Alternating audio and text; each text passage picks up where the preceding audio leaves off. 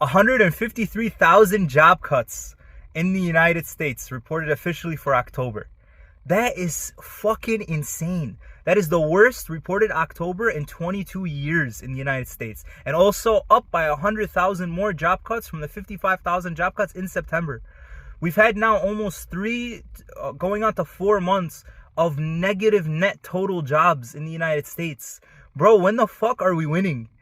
Man, when are people gonna realize that these trickle-down economics never work? They predominantly just hurt the lower and middle class, like exclusively hurt the lower and middle class. This stuff doesn't work, and the problem is, so these companies are using AI. So like, if you look at, like, for example, all these major corporations I think they announced around 1 million future job cuts, or like they're gonna reintegrate because of AI for the next 3 years, like Walmart, for example.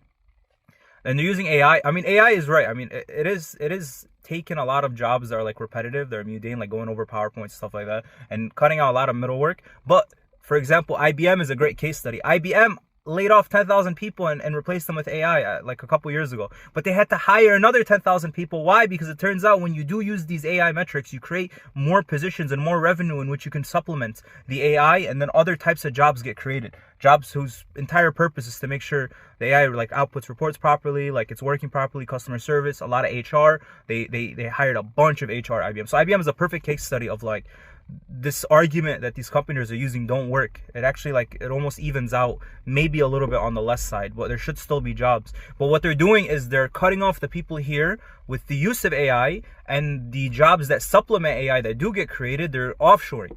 So they're getting people from India and China to basically these dudes who can like work the same job that someone can do here on the computer, because they don't need to do H1 visas anymore. They don't have to bring them anymore, because you could just go on Zoom and just work online, and they can make them do the same job for literally like 20% or 30% of what you'd pay an American.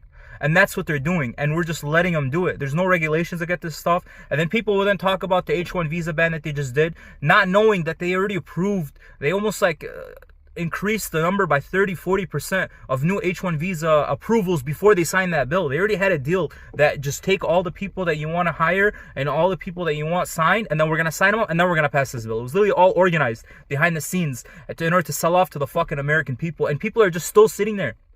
On top of all the other bullshit that's happening, we literally have no jobs, and it's not just us. The Western world in general is being affected by this phenomenon of these corporations. I mean, the UK recently, there was a recent article from the Daily Mail that the UK, you had 1.2 million graduates and only 17,000 available jobs for this quarter. That's insane. What the fuck are people supposed to do? Holy shit, we're cooked.